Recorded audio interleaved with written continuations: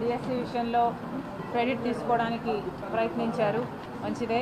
కానీ చంద్రబాబు గారు ఎన్నికల వేళ సూపర్ 6 అమలు చేస్తామని ప్రతి సభలో ఊదరగొట్టారు. మరి వాటి సంగతి ఏమిటి అని కాంగ్రెస్ పార్టీ ప్రశ్నిస్తుంది.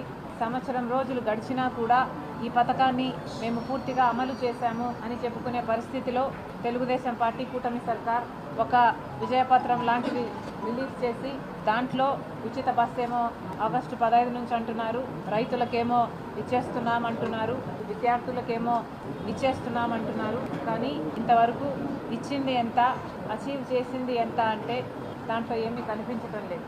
మాకు అనుమానం ఎందుకు కలుగుతుంది అంటే ఉచిత బస్సులో భాగంగా ఉచిత బస్సు పథకం కిందనే తీసుకుంటే సంక్రాంతి అన్నారు, ఉగాది అన్నారు, ఇప్పుడు ఆగస్టు 15 అంటున్నారు.